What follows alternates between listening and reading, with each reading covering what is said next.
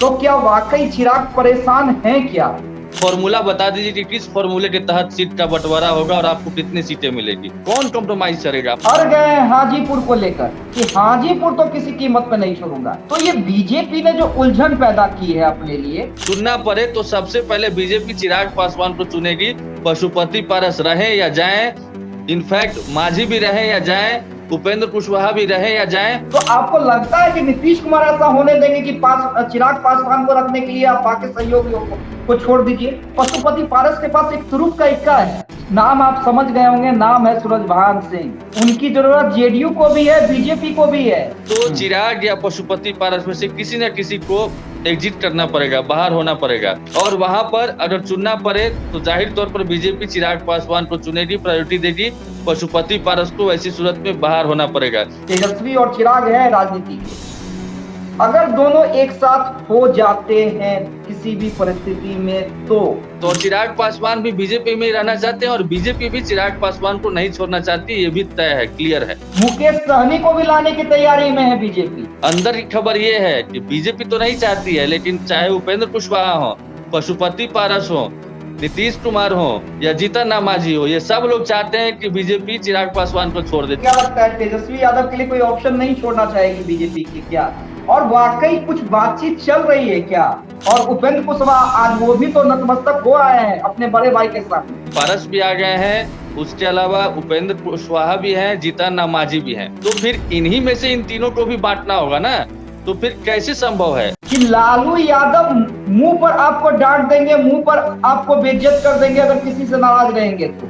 लेकिन अगर मुंह पे लालू यादव ने आपको झाड़ दिया ना, तो समझ लीजिए कि साथ में माफ भी कर दिया। नीतीश कुमार ऐसे नेताओं में से नहीं है। नीतीश कुमार को अब भी टीस है, चिंता मत कीजिए, आपके भाई आपकी बीबी हमारे पार्टी से टिकट चुनाव लड़ेगी। हालांकि सूरजभान सिंह ने इनकार कर दिया, उन्होंने कह दिया है कि अगर हम जब भी चुनाव लड़ेंगे हमारे परिवार का, तो अपने पार्टी के सिंबल से ही लड़ेंगे। विधानसभा चुनाव तक नीतीश कुमार रहते हैं जैसा वो कह रहे हैं। हालांकि जब भी वो ज्यादा जोर देकर कहते हैं कि मैं इधर ही रहूंगा, तब समझिए कि इधर नहीं रहेंगे वो। नमस्कार, देशवा न्यूज में आपका बहुत बहुत स्वागत है। आपके साथ मैं अमित झा, और देखिए बड़ी खबर पर हमारे साथ बातचीत करने के लिए मौजूद हैं आशुतोष मिश्रा।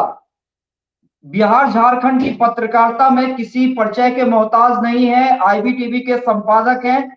सीधे इनसे बात करते हैं। और आज देखिए कई सवाल हमारे मन में उमड़ रहे हैं, कई सवाल इनके पास भी हैं। और फोन पे जब हमारी इनकी चर्चा हो रही थी तो हमने सोचा दर्शकों के लिए हमें एक दूसरे से सवाल करने चाहिए, ताकि हमारे पास से जो जवाब निकले, जो हम दोनों के पास इनपुट्स हैं, उससे आप समझ सके कि बिहार की राजनीति में और खासकर एनडीए गठबंधन के अंदर क्या चल रहा है, कितनी बेचैनी मची हुई है और बेचैनी किसने बढ़ाई है। सभी चीज पर हम बातचीत करेंगे। आशुतोष मिश्रा जी हमारे साथ हैं।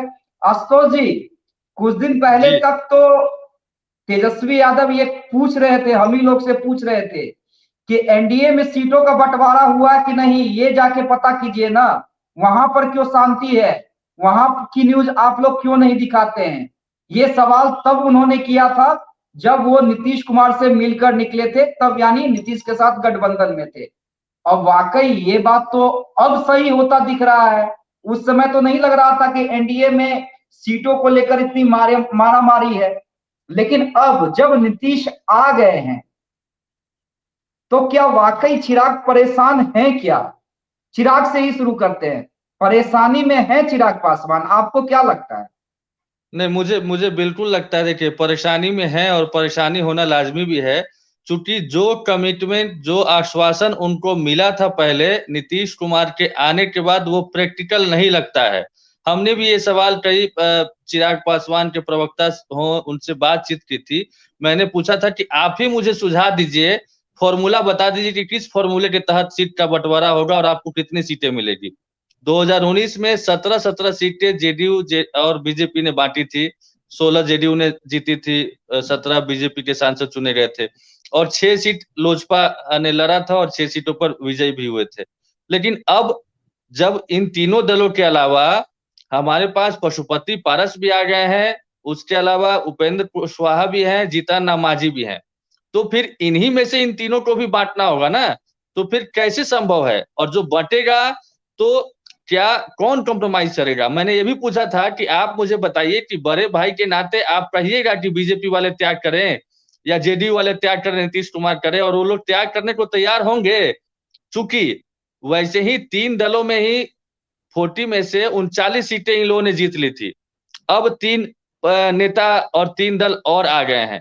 तो कैसे होगा? और यही वजह है कि हमने एक खबर भी चलाई थी कि चिराग पासवान की चिंता और शंकाएं तो है ही, और जेपी नड्डा और अमित शाह से मिलने के बाद भी वो दूर नहीं हुई है। और यही वजह है कि जेपी नड्डा अपनी फ्लाइट से चिराग पासवान को शपथ ग्रहण समारोह के लिए लेकर आते हैं। वो आते नहीं हैं, बल्कि उनको लाया जाता है। यहाँ भी नहीं छोड़ा जाता अकेले, बल्कि शपथ ग्रहण के लिए जो जिस कारकेट से आते हैं, जिस काफिले के साथ आते हैं, वो जेपी नड्डा का काफिला होता है। उसी गाड़ी से सम्राट चौधरी, जेपी नड्डा और चिराग पासवान भी उतरते हैं शपथ ग्रहण में। तो परिस्थितियां समझी जा सकती है कि चिराग पासवान के मन में क्या चल रहा है, और बीजेपी को भी बखूबी पता है कि चिराग पासवान हम लोग की बातों से, आश्वासन से या कमिटमेंट से अभी तक आश्वस्त नहीं है, उस वो भरोसा नहीं है।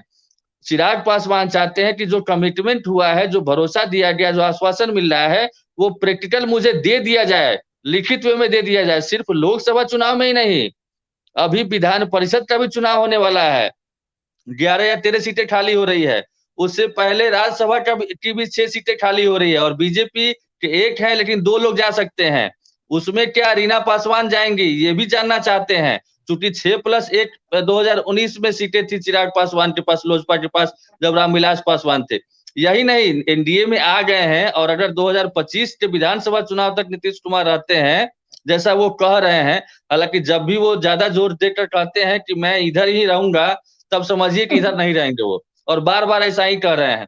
तो खैर, लेकिन चिराग पासवान फ्यूचर की भी बात कर रहे हैं, 2025 के लिए भी बात करना चाह रहे हैं, तो उसमें कितनी सीटें मिलेगी? आपको याद होगा कि 2020 के विधानसभा चुनाव में सीटों को लेकर ही तनातनी हुई थी, खींचतान हुई थी, और उन्होंने अलग चुनाव लड़ना पसंद किया था। लेकिन बीजेपी को इस बात का बखूबी अंदाजा है कि चिराग पासवान एक जनाधार वाले नेता हैं, और चिराग पासवान के खिसकने से 10-12 सीटों का समीकरण बिगड़ सकता है। चिराग पासवान के रहने से 10-12 सीटों पर जीत की गारंटी है। सिर्फ जो वो जहां से लड़ते हैं वही नहीं, बाकी सीटों पर भी इम्पैक्ट है। तो ये सारी चीजें हैं, बीजेपी नहीं चाहती है किसी भी कीमत पर। लेकिन अंदर की खबर ये है कि बीजेपी तो नहीं चाहती है, लेकिन चाहे उपेंद्र कुशवाहा हो, पशुपति पारस हो, नीतीश कुमार हो या जीतन राम मांझी हो, ये सब लोग चाहते हैं कि बीजेपी चिराग पासवान को छोड़ दे, क्योंकि उधर वो जाएंगे तो इनके लिए लॉटरी लगेगी, इनके लिए सीटें बढ़ेगी, जो कि इनके रहते हुए पॉसिबल नहीं है। यही सारी चीजें चल रही है अमित जी। लेकिन आशुतोष जी, मेरी जो जानकारी है वो ये है कि सीटों को लेकर, 1-2 सीटों को लेकर तो थोड़ा चिराग पासवान मान भी जाए। चलिए, 6+1 नहीं, 4+1 हो, 5+1 हो, मतलब अभी तक जो मेरे पास जानकारी आई है कि इन्होंने कह दिया है कि अंतिम में 1 सीट मैं छोड़ दूंगा, 5+1 से तो कम में समझौता नहीं।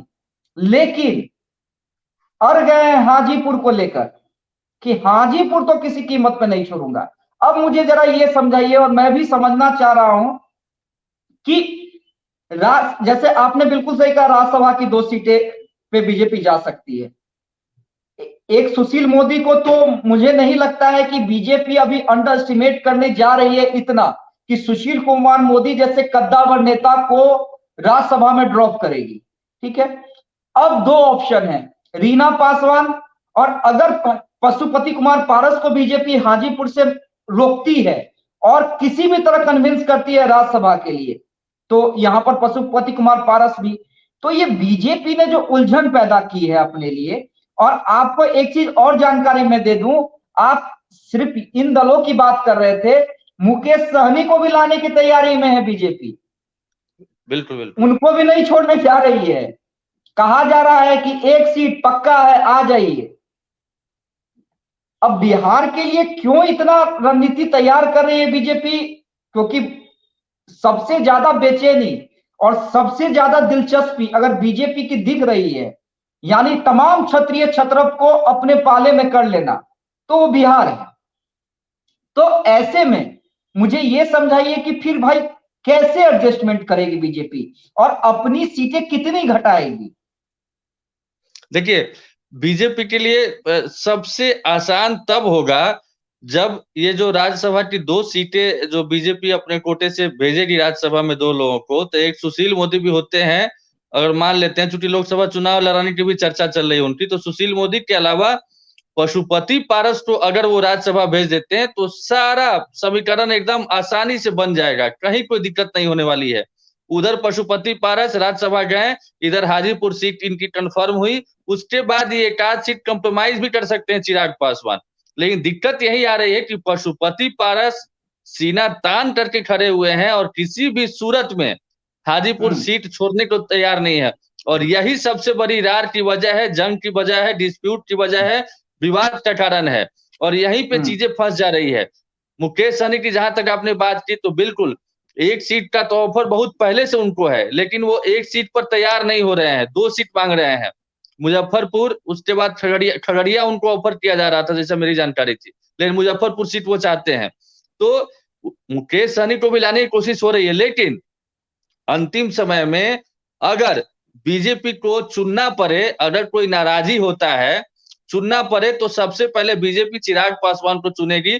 पशुपति पारस रहे या जाएं, इनफैक्ट मांझी भी रहे या जाएं, उपेंद्र कुशवाहा भी रहे या जाएं, बहुत ज्यादा प्रभाव नहीं पड़ता है, क्योंकि पिछले चुनाव में भी 2019 में यही तीनों काफी थे, यानी लोजपा, जेडीयू और नहीं नहीं नहीं बीजेपी। आशुतोष जी, यहाँ पे मुझे ये लगता है कि ये चिराग पासवान की पार्टी, जिस लाइन को आप कह रहे हैं, वो चिराग पासवान की पार्टी यही समझ रही है और इसी को यथार्थ सत्य मान के चल रही है। लेकिन यहाँ पे देखिए अब क्या है, ये समझिए कि नीतीश कुमार बीच में आ गए हैं। अगर ये सारा डिसीजन बीजेपी का होता, अगर ये सारा डिसीजन बीजेपी का होता कि चलिए कि अगर मांझी को जाना है, उपेंद्र कुशवाहा को जाना है या पशुपति कुमार पारस को जाना है, जाने दीजिए, चिराग पासवान को हम किसी भी कीमत पे रोक लेंगे। लेकिन यहाँ पर बीच में कौन खड़ा है? नीतीश कुमार खड़े हैं। और नीतीश कुमार की राजनीति के बारे में मैं एक चीज बता देता हूं आशुतोष जी, कि लालू यादव मुंह पर आपको डांट देंगे, मुंह पर आपको बेइज्जत कर देंगे अगर किसी से नाराज रहेंगे तो। लेकिन अगर मुंह पे लालू यादव ने आपको झाड़ दिया ना, तो समझ लीजिए कि साथ में माफ भी कर दिया। नीतीश कुमार ऐसे नेताओं में से नहीं है। नीतीश कुमार को अब भी टीस है कि जो नीतीश कुमार की पार्टी सबसे बड़ी पार्टी हुआ करती थी, वो आज तीसरे नंबर की पार्टी है, तो एकमात्र चिराग पासवान के कारण है। तो आपको लगता है क्या कि नीतीश कुमार ऐसा संभव होने देंगे कि चिराग पासवान को रखिए और मांझी, जिनके पास 4 विधायक हैं, पशुपति कुमार पारस जो नीतीश कुमार से जाकर मिल आए हैं और मिलने के बाद उन्होंने कहा है नेवर नेवर नेवर, और उपेंद्र कुशवाहा आज वो भी तो नतमस्तक हो आए हैं अपने बड़े भाई के सामने। तो आपको लगता है कि नीतीश कुमार ऐसा होने देंगे कि चिराग पासवान को रखने के लिए आप बाकी सहयोगियों को छोड़ दीजिए? नहीं, देखिए, रखने की बात तैयार होंगे या नहीं होंगे, फिलहाल तो तैयार हुए हैं, तभी तो एनडीए में आए हैं, क्योंकि पहले से चिराग पासवान एनडीए में थे।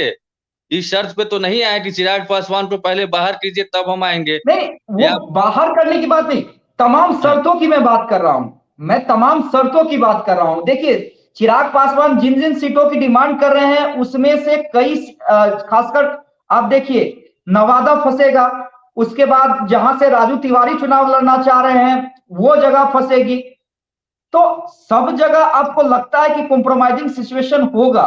देखिए, हम आपको सीट का फॉर्मूला समझाते हैं, थोड़ा समझ, जब आसानी से चीजें हो जाएगी। इस बीच में मुझे लगता है, या बीजेपी के भी दिमाग में है, या शीर्ष नेतृत्व के भी, कि पशुपति पारस को नवादा और ये समस्तीपुर, यानी प्रिंस राज के लिए और चंदन सिंह के लिए, सूरजभान सिंह के भाई के लिए पशुपति पारस राज्यसभा चले जाएं।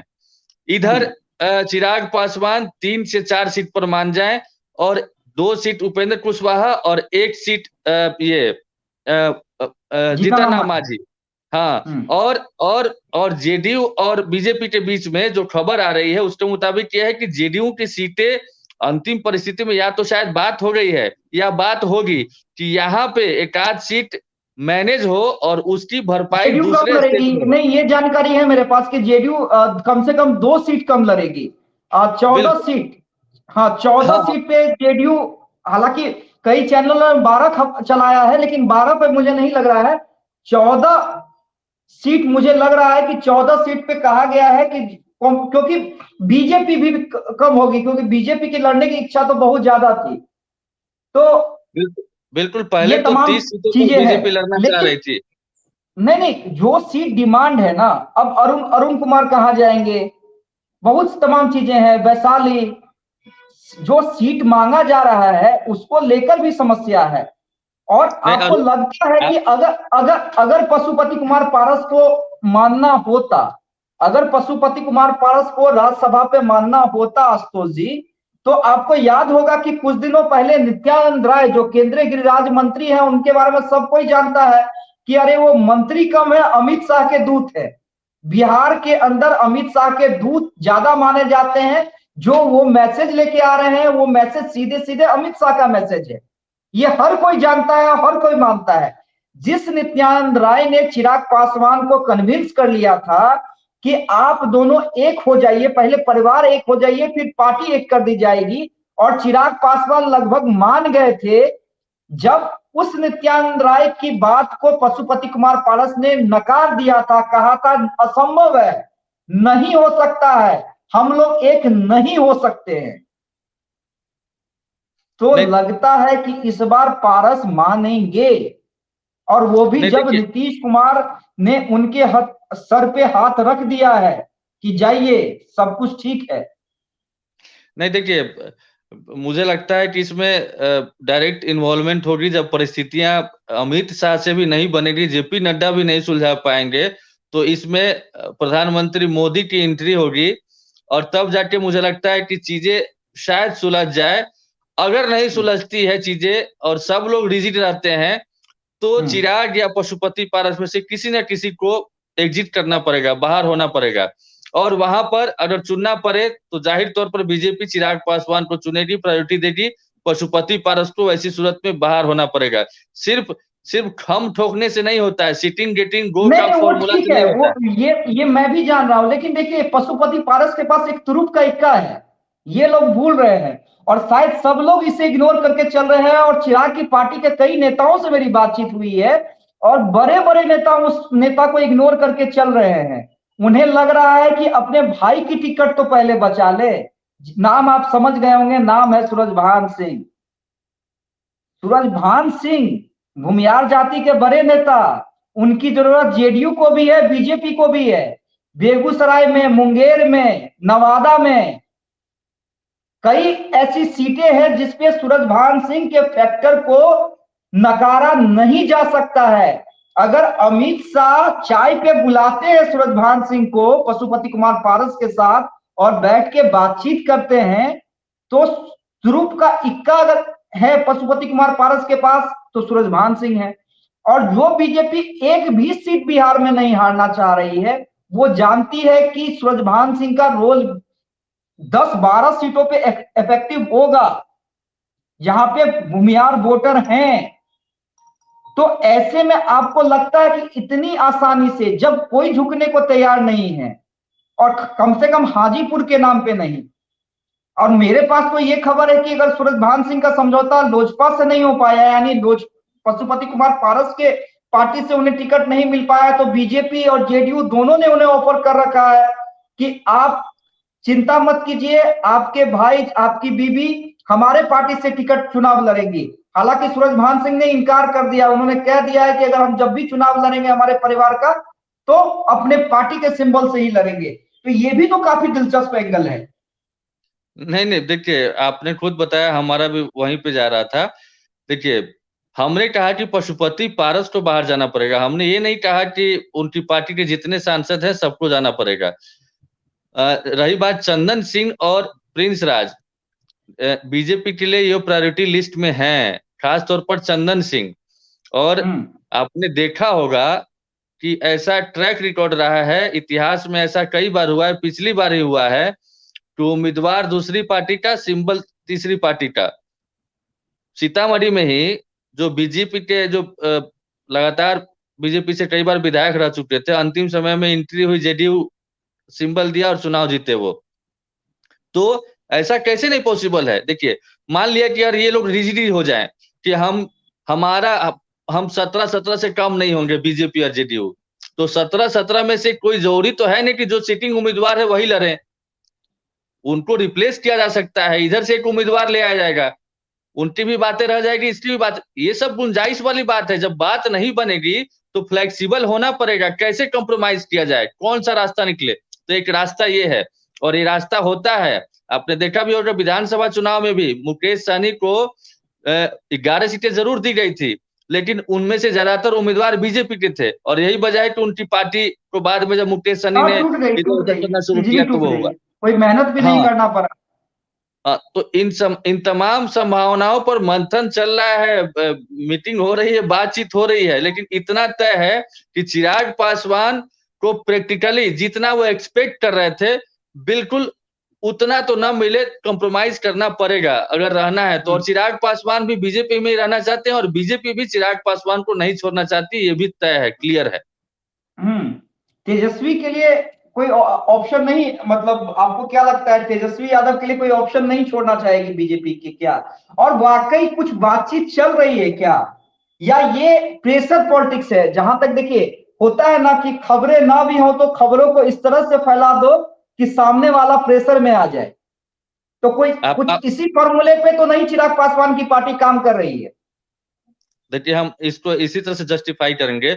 अभी सबसे पहले लेटेस्ट बयान आपने सुना होगा, जीतन राम मांझी का आया है। उन्होंने 2 मंत्री पद की डिमांड की है, और लगे हाथ ये भी कह दिया है कि हमें महागठबंधन से सीएम पद का ऑफर भी आया था। तो यही होती है प्रेशर पॉलिटिक्स। इससे पहले तक आपने पूछा होगा, सारे लोगों ने पूछा कि क्या उधर से ऑफर आया है क्या सीएम पद? तो नहीं, कोई ऐसी बात नहीं है। और अब इनको अचानक ऑफर आ गया जब एनडीए की सरकार बन रही, तो ये दिखाना चाहते हैं कि हमारे पास ऑफर आया था, और आज भी परिस्थिति बदली नहीं है, आंकड़े वही हैं। ऑफर आज भी है, मुझे 2 डिप्टी सीएम चाहिए, 2 मंत्री पद चाहिए, नहीं तो फिर समझ जाइए फ्लोर टेस्ट होना है। फ्लोर टेस्ट होना भी है। गोपाल मंडल भी हम्म बोल चुके हैं कि कोई विधायक इधर उधर चला जाए तो कौन जानता है। हम्म तो और विभाग का बंटवारा भी नहीं हो रहा है, चाहे मंत्रिमंडल का विस्तार भी नहीं हो रहा है। और आपने नीतीश की बाइट सुनी होगी, बयान सुना होगा, फ्लोर टेस्ट होना है, तय समय पर हो जाएगा। सबकी बातें यही आ रही कि मतलब फ्लोर टेस्ट से भी लगता है कि इन लोग को आंकड़े 128 हैं, उधर 115 ही है ओवैसी की पार्टी को लेकर भी, फिर भी अंदर खाने लग रहा है कि ये लोग डरे हुए हैं। डरने की वजह एकमात्र है, तेजस्वी यादव ने कह दिया कि खेला तो अभी शुरू हुआ है, हालांकि हम्म कुछ होने वाला नहीं है। उन हाँ, लोगों ये ने कुछ सरेंडर होने कर वाला दिया नहीं है। है। हाँ। हाँ, मतलब अब आरजेडी के लोग या तेजस्वी या लालू यादव विधायकों को, जेडीयू को नहीं तोड़ने वाले हैं, जनाधार को तोड़ने वाले हैं, वोट को तोड़ने वाले हैं, वोट बैंक पर चोट करने वाले हैं। चूंकि यहाँ पर सफलता नहीं मिलने वाली है, सब लोग सत्ता के साथ रहने चाहते हैं, लहर के साथ रहना चाहते हैं।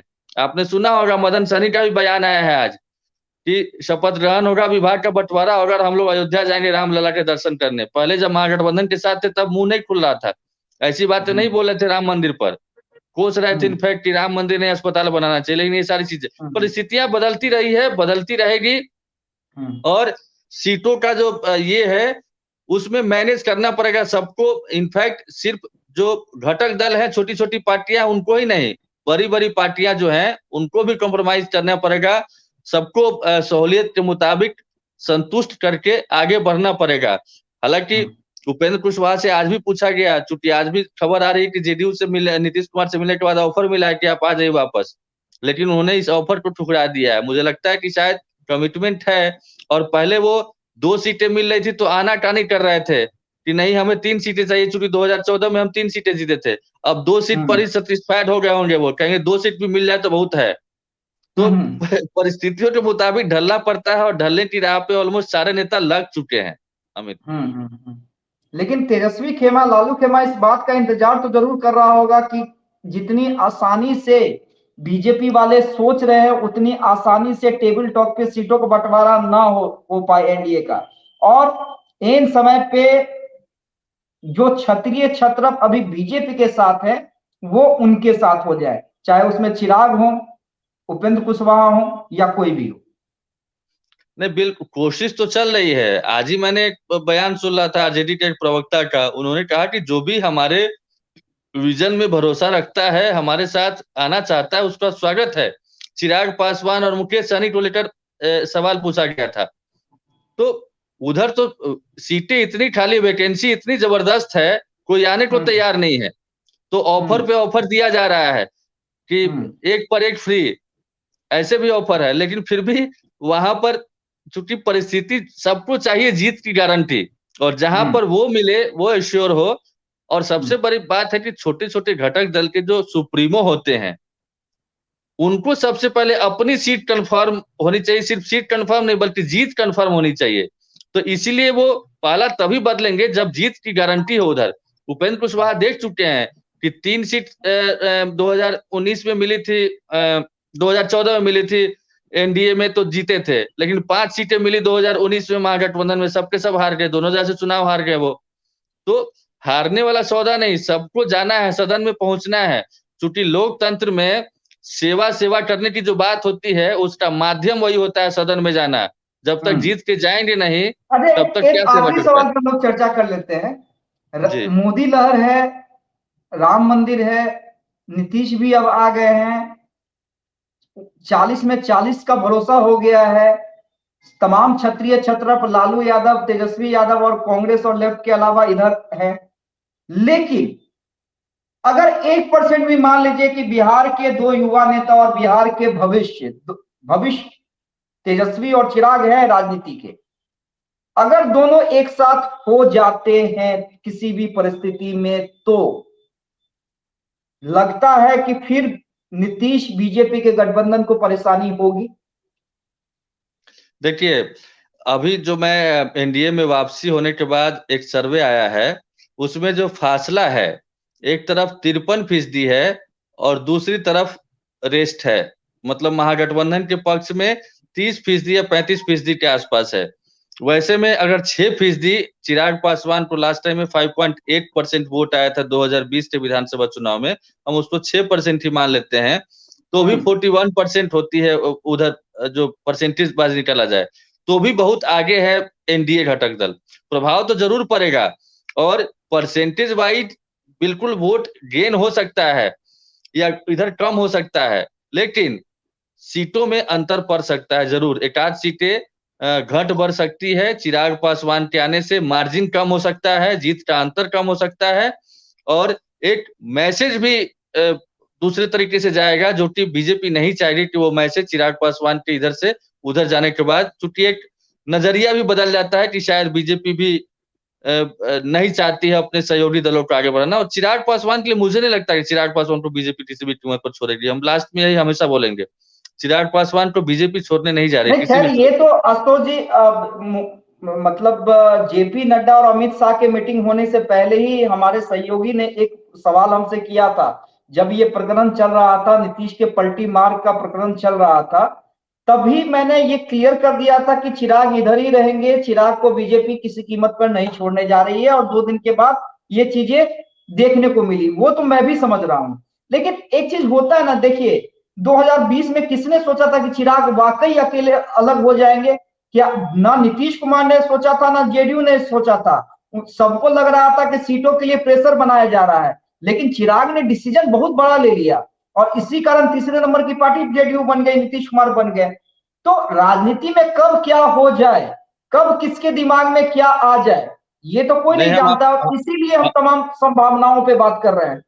नहीं तो हम उसी, आपने जो एग्जाम्पल दिया, हम उसी एग्जाम्पल से जवाब भी दे रहे हैं कि चिराग पासवान ने इतनी सीटों पर लड़के देख भी लिया ना कि अंजाम क्या हुआ, निष्कर्ष क्या निकला, कंक्लूजन क्या निकला, गेन क्या किया उन्होंने, सिर्फ गेम हरा किया कर ना, ही उपलब्ध। गेम तो आशुतोष जी किया, नहीं गेम किया कि एक नहीं, नेता तो बन गए, नेता एक नेता नेता के तौर बन पर गए। स्टेब्लिश हुए, लेकिन सीटें सीटें कहाँ मिली? एक एक विधायक जीत के आए थे, वो भी चले गए, पाला बदल लिए। तो सीट चाहिए अब, और चिराग पासवान ये समझ चुके हैं कि ठीक है, जनाधार अच्छा है, लेकिन अगर सीट ही ना मिले, बहुत ज्यादा जनाधार है आपका, और सीट में कन्वर्ट ना हो तो आप कैसे कुछ कर पाइएगा किसी के लिए भी, जो आपका विजन है, जो आप सोच रहे हैं। तो इसीलिए चिराग पासवान वो जोखिम मुझे नहीं लगता है कि लेने वाले हैं। फिलहाल स्थिति में समझ गए हैं कि आज की तारीख में गठबंधन की राजनीति है, और गठबंधन कोई है अगर सबसे आगे, अब अगर टॉप पोजीशन पे फिलहाल, तो वो एनडीए है, मोदी है। मोदी लहर तो अपने आप में काफी थी, अब तो राम मंदिर वाली भी लहर भी शुरू हो गई है। तो बैतरनी पार होनी है, चाहे जो भी रहे। चिराग पासवान या उनकी पार्टी के लोग भी कहते हैं कि एनडीए के घटक दल के भी उम्मीदवार हो, लेकिन लड़ते मोदी ही हैं चुनाव हर सीट पर। तो इसीलिए ये परिस्थिति शायद नहीं आएगी, मुझे जहां तक लगता है। वैसे राजनीति में तो राजनीति संभावनाओं के लिए जानी जाती है, और खासतौर बिहार में तो ऐसी ऐसी चीजें होती हैं जो कि आदमी सोचता भी नहीं है, कल्पना भी नहीं कर सकता, और वो परिस्थिति बदल जाती है। लेकिन फिर भी आज की तारीख में जो है, मुझे लगता है कि वो वैसे ही रहने वाली है। चलिए, बहुत बहुत धन्यवाद आशुतोष जी हमारे साथ जुड़ने के लिए। और जो भी दर्शकों के मन में सवाल, देखिए हम उन्हीं सवालों पे चर्चा करते हैं जो राजनीतिक गलियारों में जो सवाल पैदा होते हैं, जो जनता के मन में होते हैं कि उनके नेता क्या करने जा रहे हैं अगर इस तरह की परिस्थिति बनती है। तो हमने तमाम सवालों पे चर्चा की, और हम उम्मीद करते हैं कि हमारे और आशुतोष जी के बीच में जो भी चर्चाएं हुई उससे जनता संतुष्ट होगी। फिलहाल के लिए इतना ही। देखते रहिए हमारे चैनल को। धन्यवाद।